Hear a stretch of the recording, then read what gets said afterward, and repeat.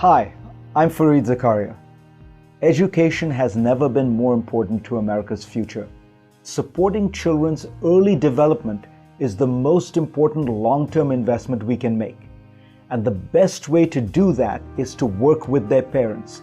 It is the educational levels of the parents, their ability to read and write and speak English, that has the most profound impact on their children's academic performance. Literacy Partners offers low-income and immigrant parents in New York City intensive free classes to help them build the skills they need to achieve success in today's world. It promotes a child's early development and school readiness. This is job training for the most important job there is, the job of parenting. It is a solution that works. According to the Best Plus test developed by the Center for Applied Linguistics, nearly 80% of the adult students gain at least one academic level and achieve their goals during the year. According to the surveys and reading logs that students themselves keep, parents increase the time they spend reading with children. That's the single best way to promote a child's early language development, and it rises by 40%. When he sees me read at night, then he will take up his book and he will read also. Not only that, according to the Head Start developmental assessments, the children of Literacy Partners students showed a minimum of 67% more progress on their early academic assessments than their peers in the same preschool. I've seen many efforts to break cycles of poverty, and I am impressed by the results this small organization achieves. I hope you'll join me in supporting Literacy Partners by visiting its website, www.literacypartners.org. Thank you and enjoy the flight.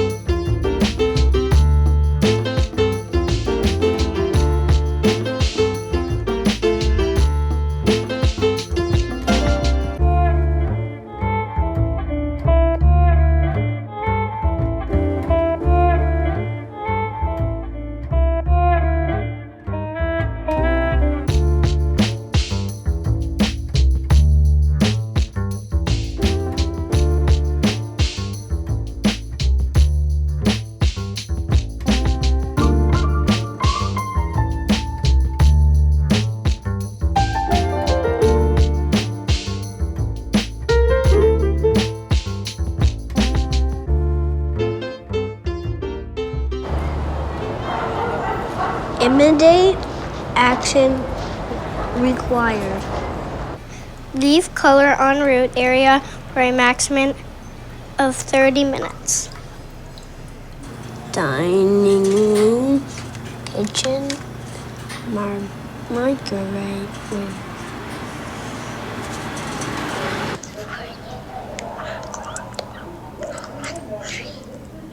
Keep out of reach of children. Take 2 tablets orally every 5 hours as needed. Do not exceed 6 tablets daily. Thank you.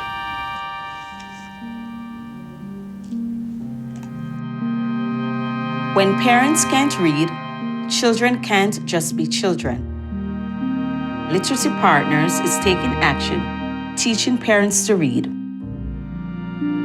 Parents like me.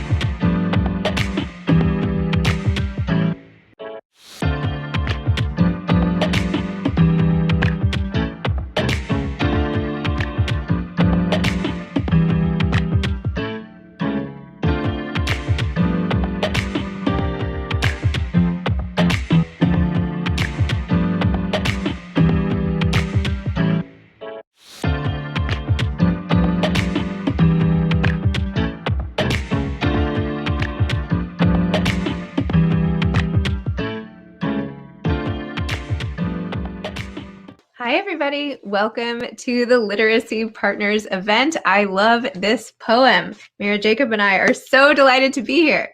Absolutely. And so we should introduce ourselves very quickly, yeah? I'm with Zibby Owens, who is the author of Moms Don't Have Time To. She's also the host of the incredible podcast, Moms Don't Have Time to Read, which feels to me like a very great sentence to start a podcast with, frankly. Thank you for acknowledging. It's all for you. Yeah, thank you. It's my pleasure. And I'm here with Meikha Jacob, who is the author and illustrator of Good Talk, a memoir in conversation. She's also a professor at the New School in the MFA program and wrote another novel, Daydreaming. Sleepwalker's Guide to Dancing, but that was, I mean, it was good that you even got that much. I was something about sleeping. Anyway, we're delighted to be together, especially to promote the most important mission that Literacy Partners represents, which is helping underserved communities and anyone struggling with literacy who can get the skills they need to combat all the things in the world that are up against them if they don't have those essential skills, reading and writing. Absolutely.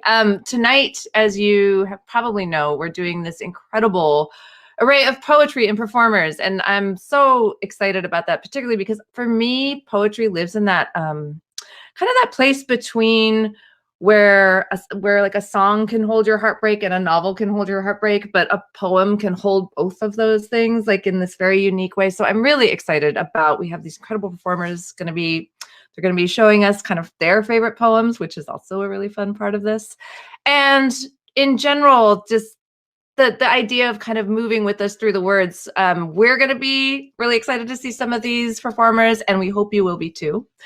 We have people to thank before we even get going. Yes. So we have Allison Siplin and Anthony Tassi of Literacy Partners to thank, and Jordan Pavlin of Knopf, and Mark Subius of the United Talent Agency. And our very first reader, I kind of feel like needs no introduction in a way. I kind of just want to go with it. But you probably know Common from such things as Selma and everything else fabulous that he does. And he's reading an incredible poem that you might have studied at some point by Langston Hughes, but if you haven't heard it in a while, it is exactly what this moment is calling for. So we are thrilled to hear it again. Peace, my name is Common, and I'm very excited to talk about the power of words and what poems have meant in my life. So when Mark contacted me and said, what's your favorite poem. It really, I mean, I started like saying, wait, what is my favorite poem? And my mind went to so many different poets and writers because poetry has had one of the greatest influences on my life ever. I think it's been the reason that I became an artist is through the power of words and my love for words. And then me finding out that I could use my voice and use my words to express and to learn about self and to connect with people and to express the power, the divine power.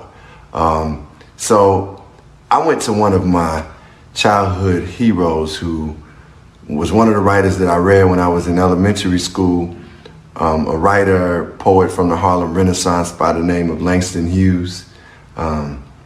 And so many of his poems and writers from that era had affected me.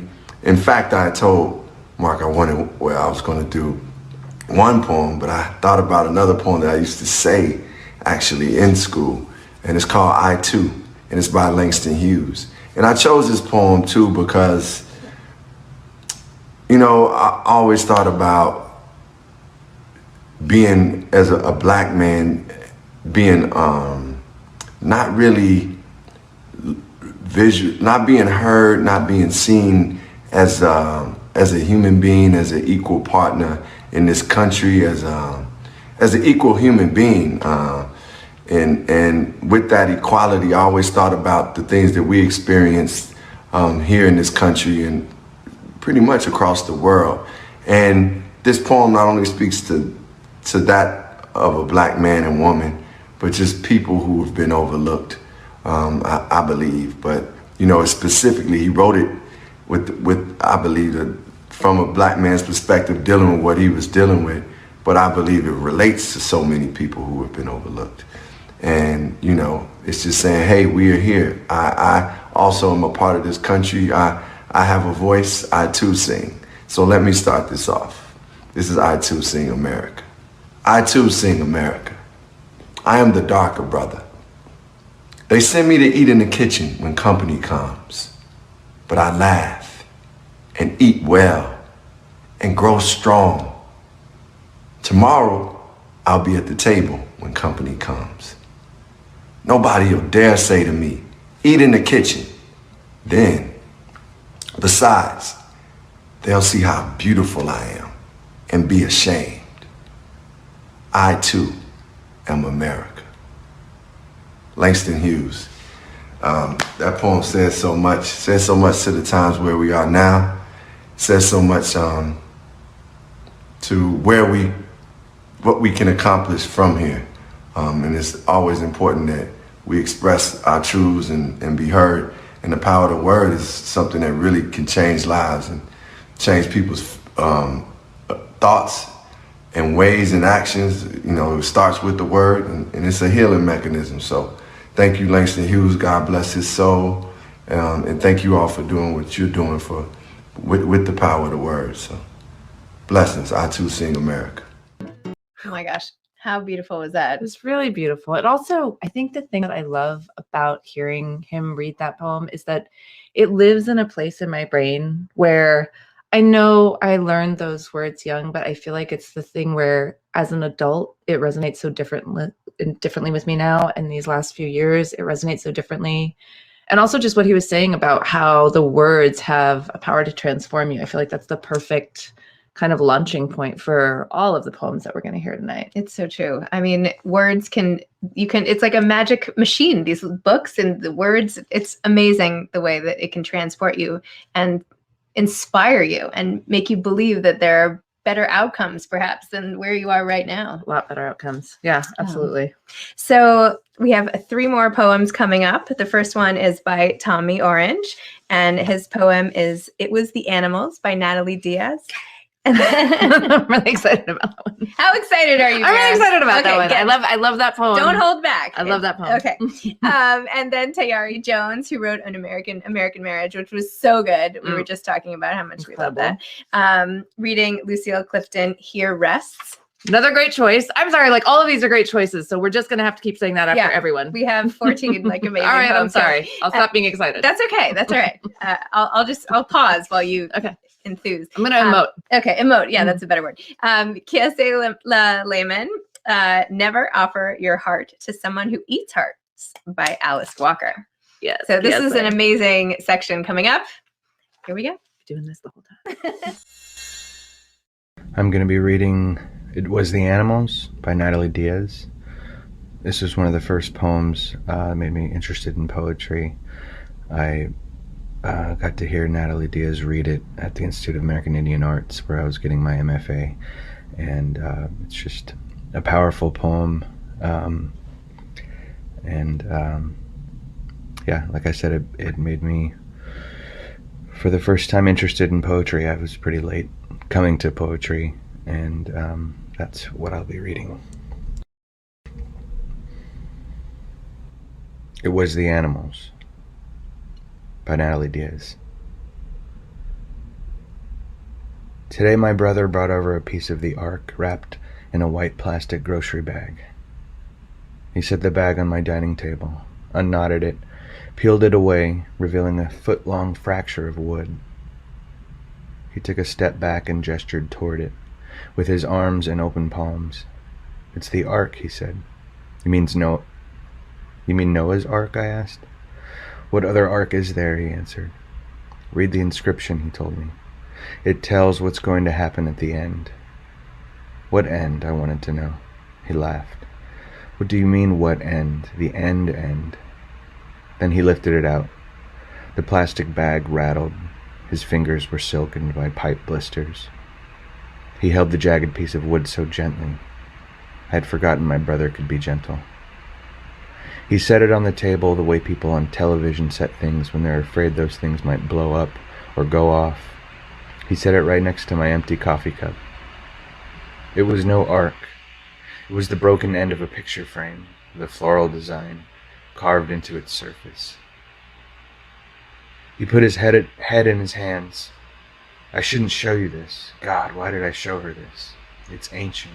Oh, God, this is so old. Fine, I gave in. Where did you get it? The girl, he said. Oh, the girl. What girl, I asked. You'll wish you never knew, he told me. I watched him drag his wrecked fingers over the chipped flowerwork of the wood. You should read it, but oh, you can't take it, no matter how many books you've read. He was wrong. I could take the Ark.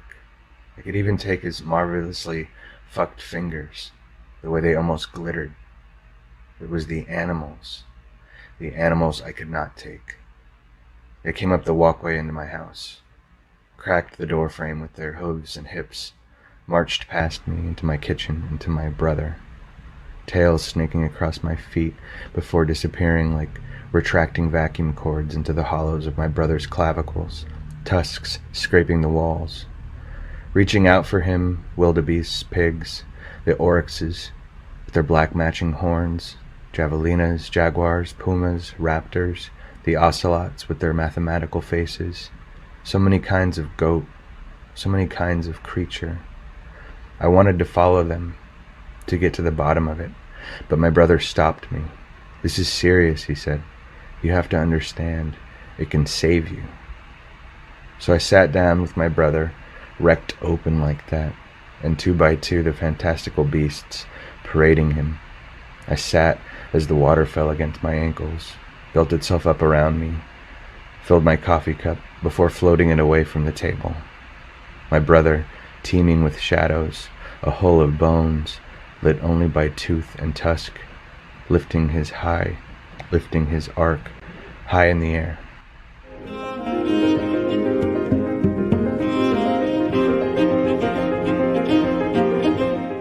The poem I would like to share is called Here Rests by Lucille Clifton. It is an elegy, and as you would expect in a poem of remembrance of the dead, it is filled with love, memory, compassion.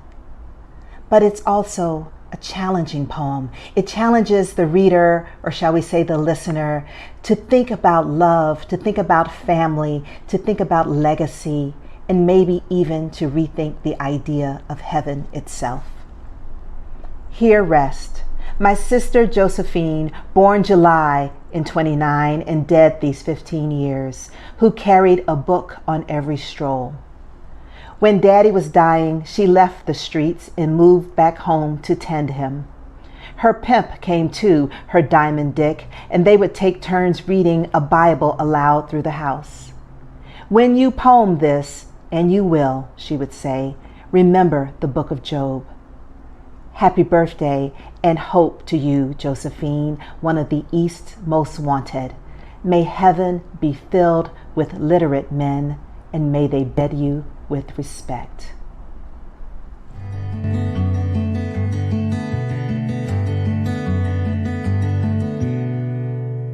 My name is Kiese Lehman, and I'm going to be reading a poem called Never Offer Your Heart to Someone Who Eats Hearts by Alice Walker. I read this poem the first time when I was about 12 years old, and the image of someone eating someone's heart meat is something that stuck with me ever since. So here we go. Never offer your heart to someone who eats hearts by Alice Walker. Never offer your heart to someone who eats hearts, who finds heart meat delicious, but not rare, who sucks the juices drop by drop, and bloody chin grins like a god. Never offer your heart to a heart gravy lover, your stewed over seasoned heart consumed. He will sop up your grief with bread and send it shuttling from side to side in his mouth like bubble gum. If you find yourself in love with the person who eats hearts, these things you must do. Freeze your heart immediately. Let him, next time he examines your chest, find your heart cold, flinty, and unappetizing. Refrain from kissing, lest he, in revenge, dampen the spark in your soul. Now, sail away to Africa, where holy women await you on the shore, long having practiced the art of replacing hearts with God and song. Alice Walker. Anything we love can be saved. Thank you. Wow. Amazing. Amazing. Right? Okay, I'm going first so you don't take Okay, what fine. I found Okay, amazing. go first. May heaven be filled with literate men. That was such a great line for that. Great line. Holding a book on every stroll to describe the younger sister. Those are my two favorites. Yeah. Okay. I was taken within Natalie's poem, and I've thought of it so many times since I read it first. Mathematical faces.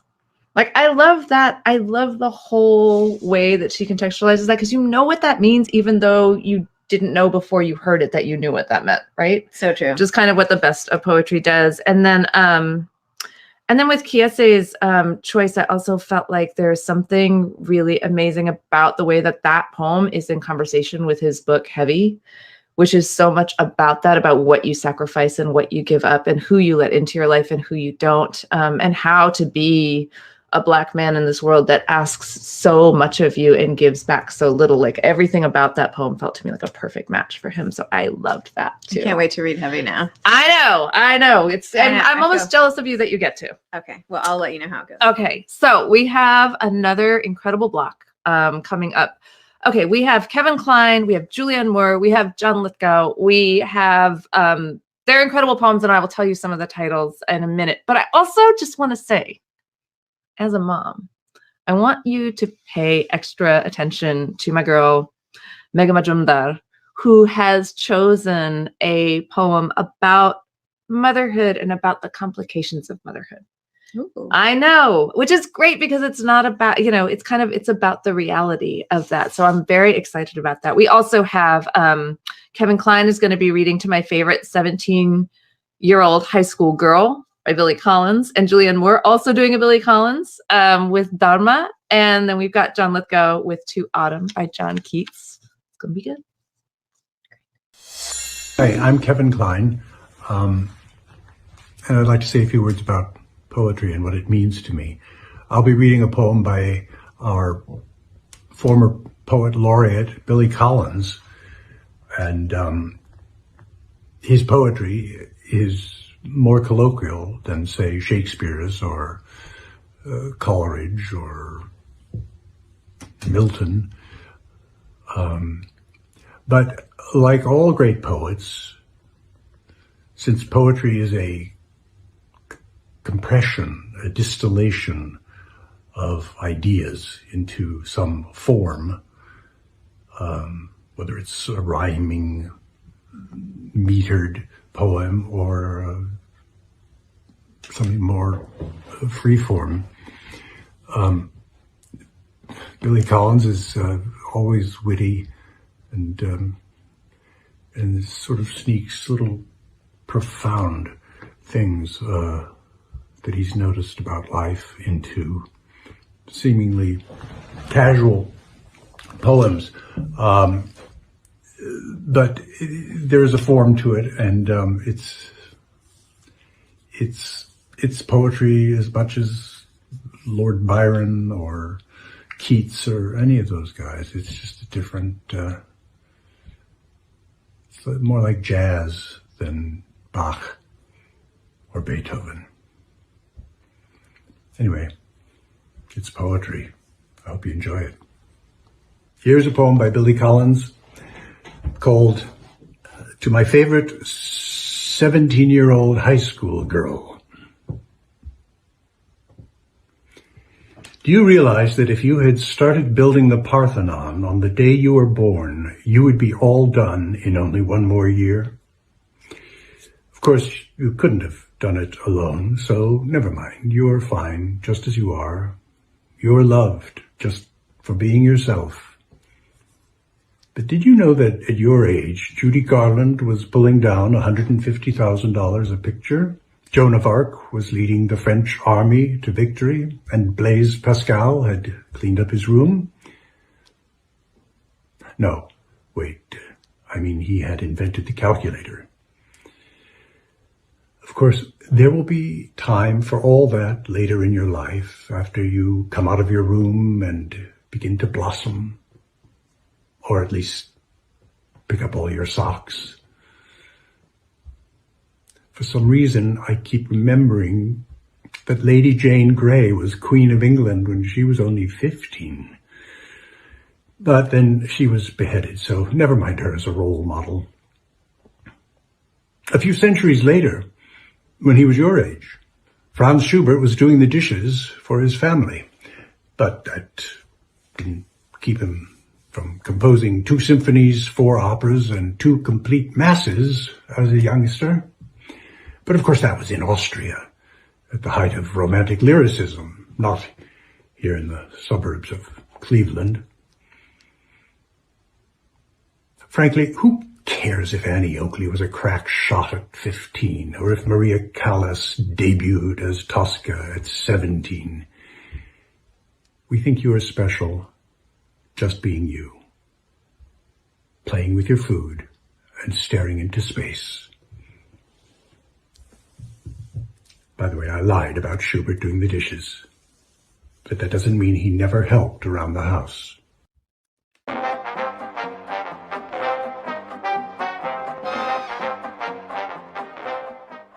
Hi, my name is Julianne Moore, and the poem that I'm going to read is Dharma by Billy Collins.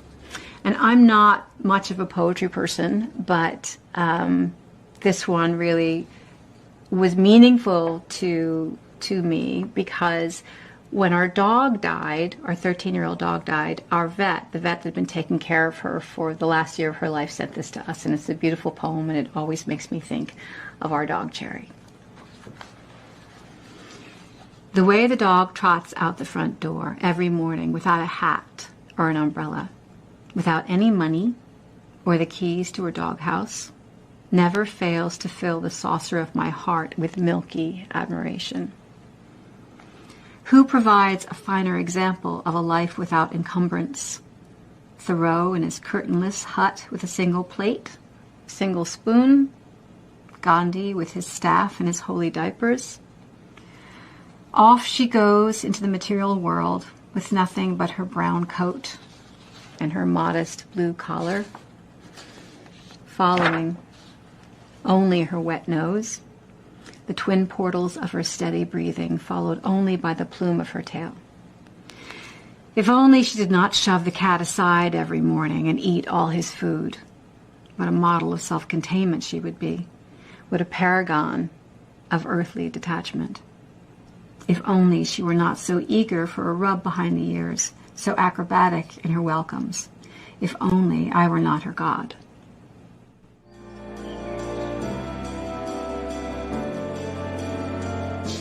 Hi, my name is Meikha Majimdar, and I'm excited to read a poem by the Bengali poet and Nobel laureate Rabindranath Tagore. This poem is called, well, in the English translation, it's called I Cannot Remember My Mother, and this translation is by Shishu Bholanath. I really love this poem because it's about the love between a mother and child, and the gentleness and sentiment and pathos in this poem are so incredibly moving, and it does the child's perspective so beautifully. So here it is, I Cannot Remember My Mother. I cannot remember my mother, only sometimes in the midst of my play, a tune seems to hover over my playthings, the tune of some song that she used to hum while rocking my cradle. I cannot remember my mother, but when in the early autumn morning, the smell of the shuli flowers floats in the air, the scent of the morning service in the temple comes to me as the scent of my mother. I cannot remember my mother, only when from my bedroom window I sent my eyes into the blue of the distant sky. I feel that the stillness of my mother's gaze on my face has spread all over the sky.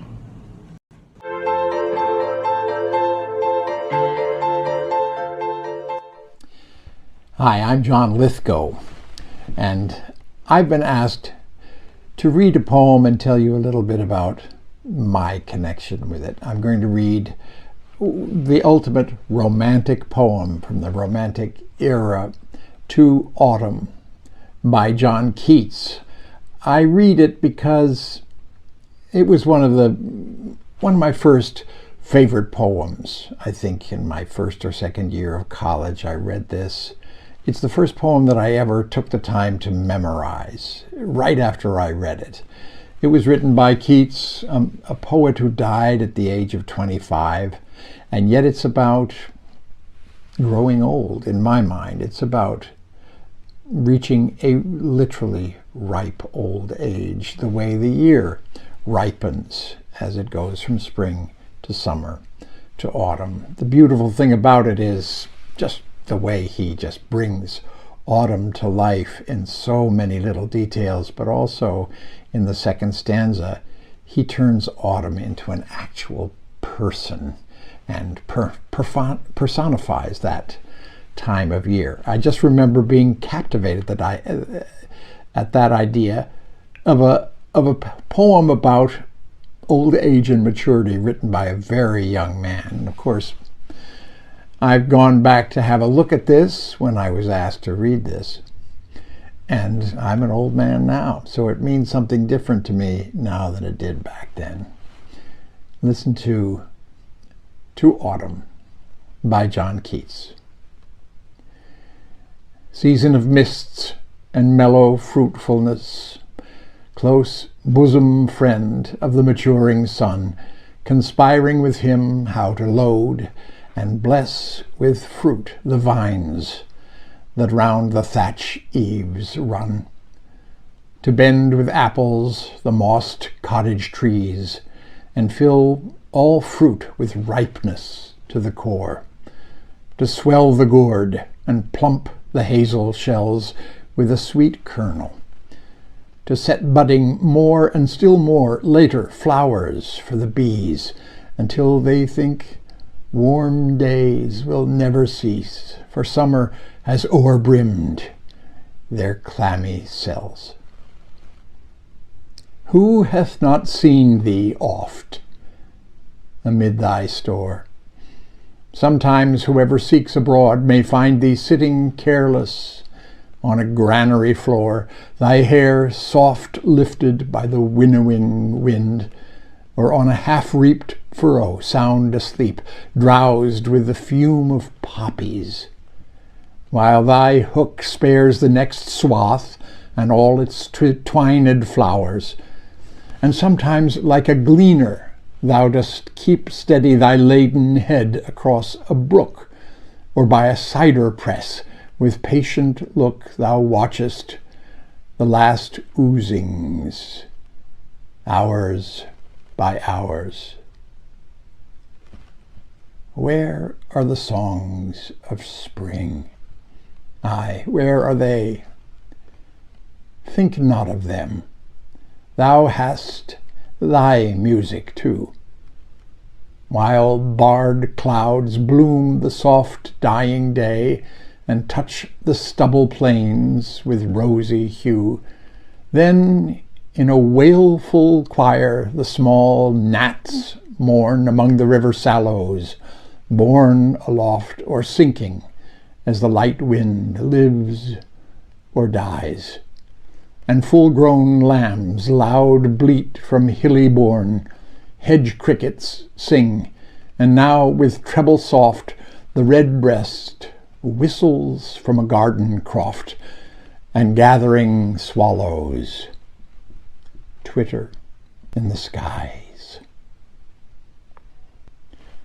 To Autumn by John Keats. Can we talk about the humor in the Billy Collins poem? Because you and I were, as we were hysterically laughing, just weeping with laughter in that 17-year-old girl. Also, just understanding all the funny kind of parenting barbs in it. Yes. Like, I love you, but you're not this. You're not this. I wish I could say it as cleverly when I'm trying to get my kids to do something. I'm going to have to print this poem out, or maybe just have them watch the Kevin Kline, because he did it so brilliantly himself. I mean, but do you really want to say that to a kid? I mean, it's just, I think the thing that was also, as I was hearing it, I was going into my into my 17-year-old spine curl of like, I am not. Anyway. Well, I mean, they could at least make their beds or something. Exactly. Yeah. So who do we have coming up next? By the way, Julianne Warren saying she wasn't a poetry person. I mean, do you have to be a poetry person? Poems are just gorgeous, beautiful little slices of life. How can you not be a poetry person? I don't think that's a thing. I feel like when people say that, what they mean is, I don't know if I'm allowed to like this as much as I like it. Do you know what I'm saying? Like, it's sort of like, I'm not studied in this. I just like it. I feel like that's what they kind of mean by that. Yeah, like they're not educated enough in poetry. But then it's also like nobody needs, like, it's just speaking to you. It's like you're allowed to just be spoken to. Yeah. So I forgive her. It's okay, Julianne. It's all right. Next we have Liev Schreiber, the actor, who is the star of Ray Donovan, which is, I think, my mother's favorite show. But anyway, whatever that means. Is it really? Yeah. All right. I don't know. I never have seen it, probably Amazing. because of that. But anyway, he is reading Tomorrow and Tomorrow and Tomorrow from Shakespeare's Macbeth.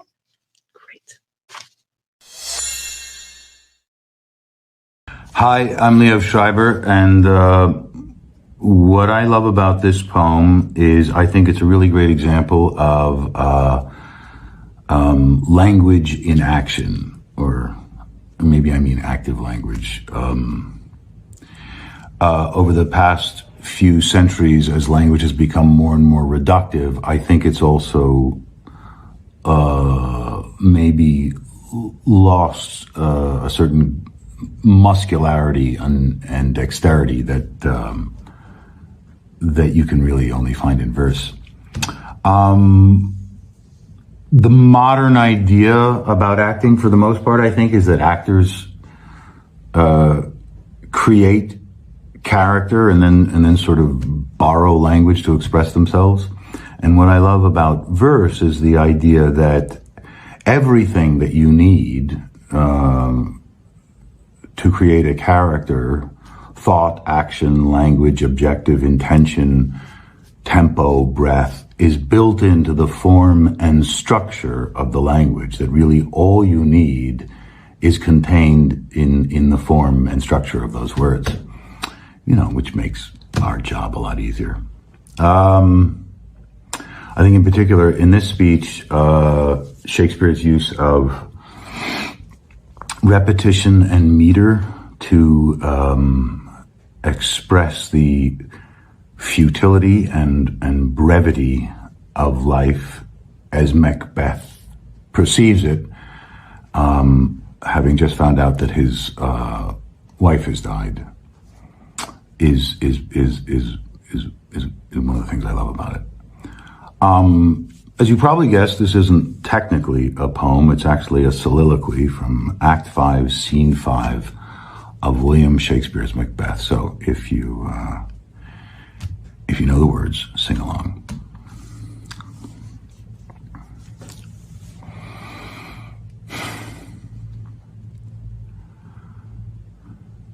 Tomorrow, and tomorrow, and tomorrow creeps in this petty pace from day to day to the last syllable of recorded time. And all our yesterdays have lighted fools away to dusty death. Out, out, brief candle. Life's but a walking shadow,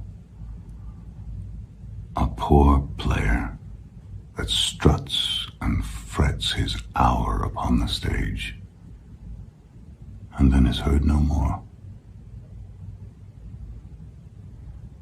It is a tale told by an idiot,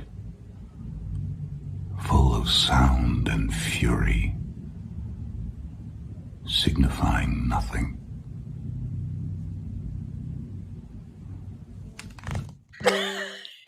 Whoa. Yes, what are you gonna do with that? That's so intense. That was amazing. I think he's now my new favorite actor. Look, that was brilliant acting. That was like Also, he was so in it. Right? Like, oh my gosh. I know the that is intensity. right. That is the thing, right? You're like, oh, this is an art form that you do. But the turn from I'm going to give you a casual class on how to act to now I'm acting was amazing. That was amazing. It was amazing. Wow. I know. We have, by the way, just so you know, another great actor coming up. We have Ethan Hawke, who is reading one of my favorite poems by Kim Adon. Like I always am going to screw this up. Adonizio. Yeah. There you go. Okay. And this poem is called For Desire. And again, these actors and these poems, you guys. I mean, this is our gift to you. Seriously. We have nothing to do with it, but it's our gift to you. I chose to read the poem For Desire by Kim Arnazio, which I can never know if I pronounce her name right, so please forgive me. And I chose it for pretty obvious reasons that, you know, the world has this desire to make everything really, really simple. And poetry has the ability to see things as they are, which is so multidimensional, and opposites have unity, and nothing makes sense and everything makes sense. And somehow, you know, give me the strongest cheese, the one that stinks best. Makes a lot of sense to me. Hello, my name is Ethan Hawke, and I'm going to read to you one of my favorite poems of all time. It is by Kim Arnazio, and it is called For Desire. Give me the strongest cheese, the one that stinks best, and I want the good wine, the swirl and crystal, surrendering the bruised scent of blackberries or cherries, the rich spurt in the back of the throat, the holding it there before swallowing. Give me the lover who yanks open the door of his house and presses me to the wall in the dim hallway and keeps me there until I'm drenched and shaking, whose kisses arrive by the boatload and begin their delicious diaspora through the cities and small towns of my body. To hell with the saints, with martyrs of my childhood meant to instruct me in the power of endurance and faith. To hell with the next world and its pallid angels, swooning and sighing like Victorian girls. I want this world. I want to walk into the ocean and feel it trying to drag me along like I'm nothing but a broken bit of scratched glass, and I want to resist it. I want to go staggering and flailing my way through the bars and back rooms, through the gleaming hotels and weedy lots of abandoned sunflowers, in the parks where dogs are let off their leashes in spite of the signs, where they sniff each other and roll together in the grass. I want to lie down somewhere and suffer for love until it nearly kills me. And then I want to get up again and put on that little black dress and wait for you. Yes, you. to come over here and get down on your knees and tell me just how fucking good I look. I literally had goosebumps with that. I loved how he filmed it. I loved how he said it. Like like just when he's quiet and then he's louder, and oh my gosh, the black dress, the diaspora through your body, the dogs. My gosh. The dog. Like the co-star of the dog, and just also wanting to get up and do it again. Like no matter what you go through and all of that emotion. And then just like you're ready to go. You're ready to go again. Oh my gosh. Feeling that one in our souls. Thank you very much, Ethan Hawke.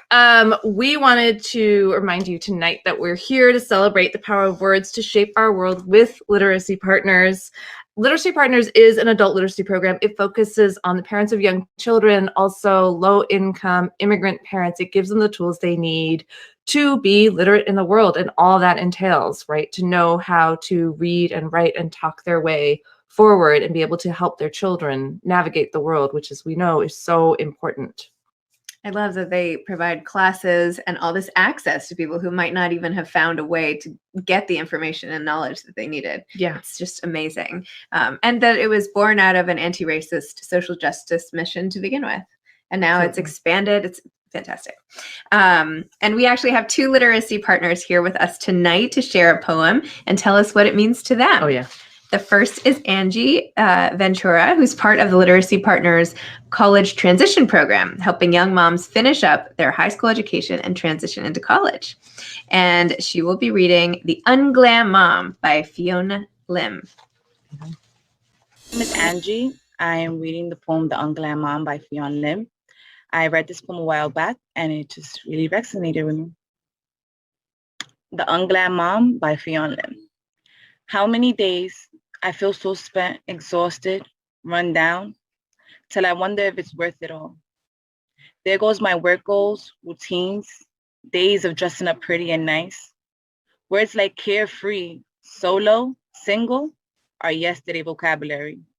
Shopping, gatherings, late night outs are yesterday's pastimes. Now look at me, plain, boring, nondescript dressing, gone with the high heels and makeup, in with flat pumps and BB cream. A quick haircut requires an arrangement. I do feel unglam and quite uncertain. Today I'm not slim or in trend as before. But you see, I have a baby to care for. He takes up my days and nights. He really is a 24/7 chore. He takes away order and creates mess. He awakens me to wonder and inner strength. He introduces me to minimalistics and sacrifices. He tests me in patience, prayer, and play. He brings with him laughter and joy. So now I see, my baby is transforming into a toddler. The initial months rolling by fast. Some days are much tougher and I may have been weak and broken down, but there are many good days where it is beyond words to be a mom. I may not be a glam mom now. I may not be all chic and confident, but I am giving my best shot at mom now. And I do have my baby to love and care for. He truly fills up my days and nights. I want to thank you guys for giving me like such an amazing opportunity to share like this poem that I feel like every mom needs to hear, especially young moms. Like, it's okay for you not to always look fabulous. It's okay when you're tired. It's okay that sometimes you're not a good mom. It's okay that there's some days that you're the best mom, but it's some days that you don't want to get up. I just want that positivity to be spread around. Like, I want everybody to understand that. And not only moms, like everybody else that like we have as our support system to understand that also, because like our support system sometimes don't notice that they're the ones that are causing extra, you know, because saying things like, oh, like you don't have your hair done, or like, well, you don't take care of yourself no more. Like I've noticed that, you know, I've noticed that, but you adding instead of, hey, you know, what can I do to help you and understand you? And so I feel like everybody, not only to young moms, but everybody needs to understand that it's okay for moms not to be okay sometimes. And you guys have helped me send my message. So thank you guys for this opportunity. I feel like if I had a yearbook page to fill out, you know, like back in the day, you had to pick quotes. Yeah, and yeah. all I feel like that would be on the yearbook page of my life right now. Yeah. That is how I feel. That like the fact that like Angie and I, who I've never met, can connect so much through the power of those words. Yeah. Like that, it's just amazing. I felt like I could have been saying that.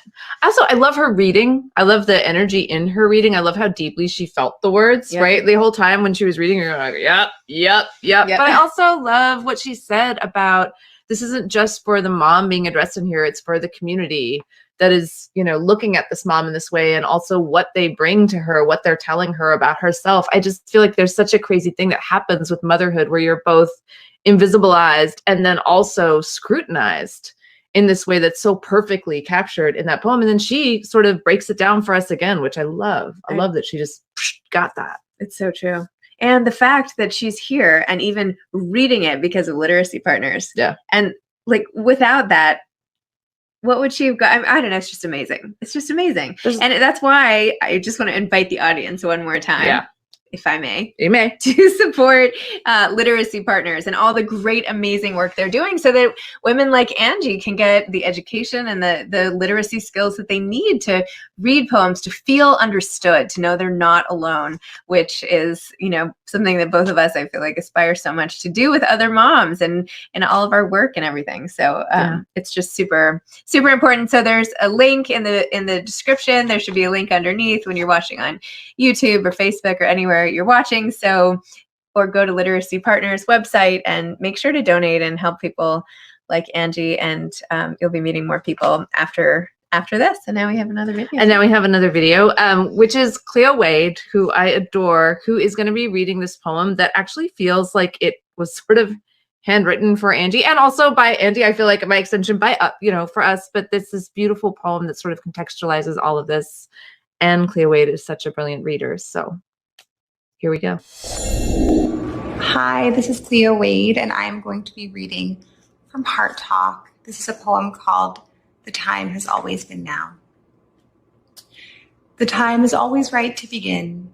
The time is always right to stop waiting on you. The time is always right to embrace your path, to accept what you had to walk through yesterday and what you must step away from now as you move toward tomorrow. The time is always right to pound your chest and let them know that you are here, to let them know that they will hear you, to let them know that they will see you. The time is always right to end your silence, to look at the person next to you and tell them to end their silence too. The time is always right to reclaim your narrative, to tell your story, to live with wild freedom, and a place that asks you to control not only the way you see the world, but also the way you see yourself. The time is always right to say, I will not be a victim, I will be a survivor, I will be a savior. The time is always right to remind yourself that you are going to be okay. The time is always right to love somebody, especially if that somebody is you. The time is always right to make today the day that you proclaim that you deserve your ideas, your dreams, and your hopes. The time is always right to let waiting be something you just don't do anymore. Now is the time, beloved. Now is the time. Thank you. Thank you, Cleo Wade. Yeah, amazing. Yeah. Now is also the time for 2 more poems, actually. So we have coming up Danai Gurira, John Leguizamo, and we've got our hearts kind of right here at this point. Yep, pretty much right here. Yeah, this is all right. amazing. Here we go. Hi, my name is Danai Gurira, and I'm going to read a small section from Adrian Rich's poem, An Atlas of the Difficult World. And I chose this particular section of that poem partly because I think the first time I had read it, I was in college, and I remember reading it then and thinking that this was one of the first poems that convinced me that language could do more than just describe the world. It's one of the first poems that showed me that language could actively seek to change the world around us. and that language and poetry in particular could do so when it was written with care and consideration, when it was written with intelligence, and, as is in the case with this poem, a fierce conviction that more was and always should be possible.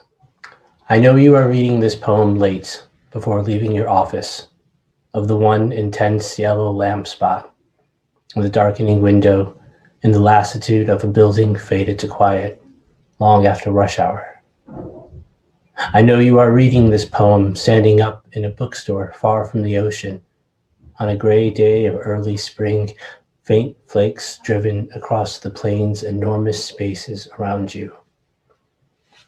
I know you are reading this poem in a room where too much has happened for you to bear, where the bedclothes lie in stagnant coils on the bed and the open valise speaks of flight, but you cannot leave yet.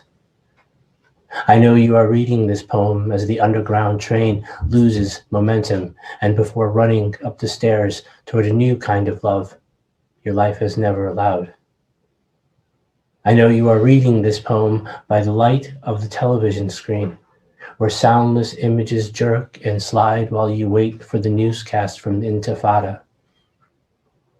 I know you are reading this poem in a waiting room of eyes met and unmeeting, of identity with strangers. I know you are reading this poem by fluorescent light in the boredom and fatigue of the young who are counted out, count themselves out at too early an age. I know you are reading this poem through your failing sight, the thick lenses enlarging these letters beyond all meaning, yet you read on, because even the alphabet is precious. I know you are reading this poem as you pace beside the stove, warming milk, a crying child on your shoulder, a book in your hand, because life is short and you too are thirsty. I know you are reading this poem, which is not in your language, guessing at some words while others keep you reading.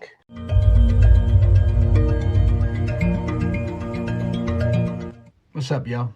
I'm John Leguizamo reading I Am Joaquin, Yo Soy Joaquin, written by Rodolfo Corky Gonzalez, a Chicano activist from Denver, Colorado in 1967. He had a brief career as a professional boxer, and then Gonzalez became a leading figure in the Chicano civil rights movement in the 60s.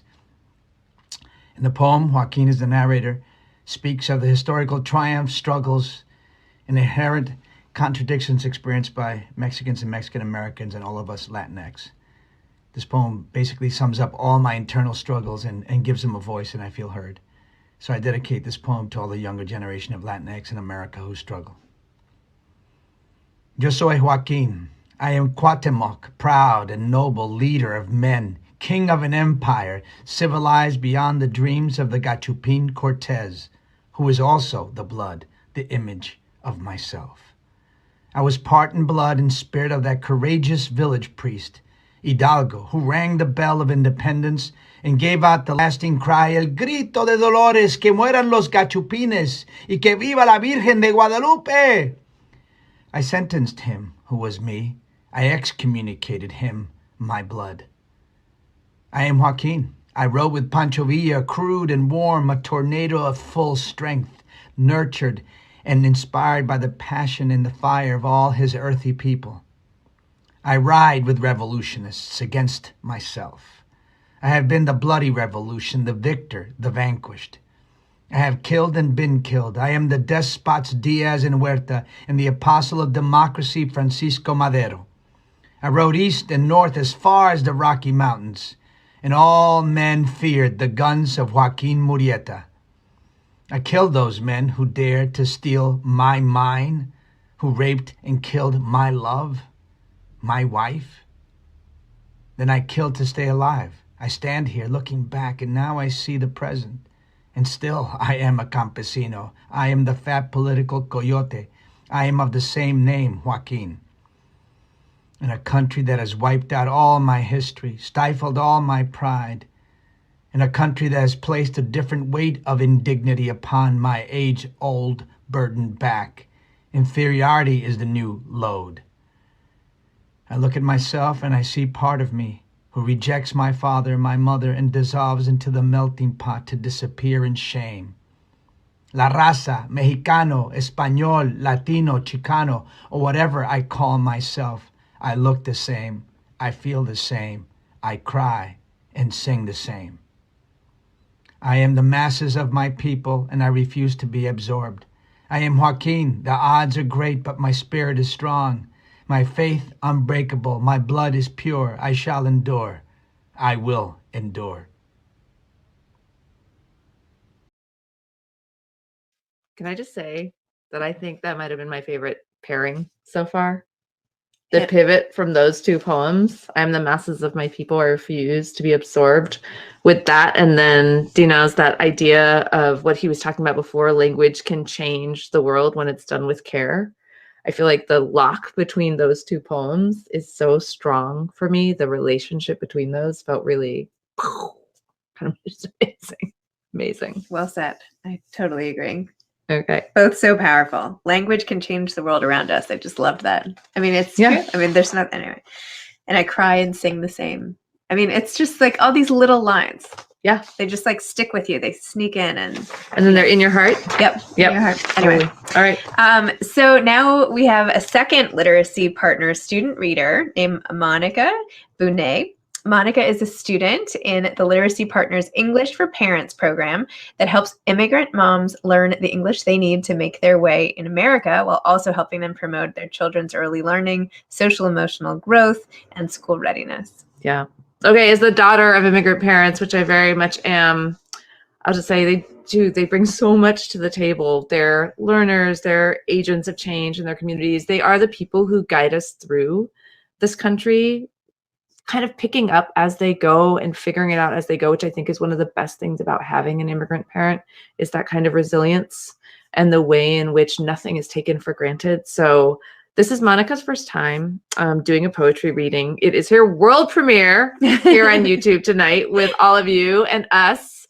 And so we are really happy to have her do this. We're really proud to be in community with her. Let's do this. Hola, mi nombre es Mónica. Voy a leer un poema, soneto 17, de Pablo Neruda. I love you without knowing how, or when, or from where. I love you directly, without problems or pride. I love you like this because I don't know any other way to love, except in this form in which I am not or nor are you. So close that your hand up my chest in mine, is mine. So close that your eyes close with my dreams. Es como representando para mí el amor de mis hijos, que no sabemos ni dónde ni cuándo, no estamos preparados, pero lo único que sabemos es que es un amor verdadero. Eso me representa para mí. I love that. The true love of a mom. Yeah. So universal, so amazing. Yeah. That was beautiful. And the way she read it, really beautiful. Oh. And we only have one last poem. So before we go to this poem, we wanted to thank you for spending this hour with us tonight. And there were so many highlights. I don't even know how I could pick one. I feel like Kevin Kline's humor for the Billy Collins poem might have been one of my favorites. But there were just so many amazing, amazing moments. So thank you to all of you for supporting Literacy Partners in any way you can. You've met two of the amazing students tonight, and there are many more parents just like Angie and Meikha who are ready to learn English, ready to take their reading and writing to the next level. So let's help more parents. Let's help more people and parents enroll into the program where they can discover the gift of poetry and claim their voice. Okay. So we have come now. Yes, we have. To our final poem. It is a good one. It is a great one. We're going to leave you with the incomparable Danai Gurira. And I'm not going to say anything about that other than to say thank you so much for spending this night with us, for being in these poems with us. And we're going to take you out on a banger. Thanks, Mira. My name is Danai Gurira, and I am really happy to participate in this. I love poetry. I love what it accomplishes. with such an economy of words, the power that it can evoke in us all, and the resonance that it can create.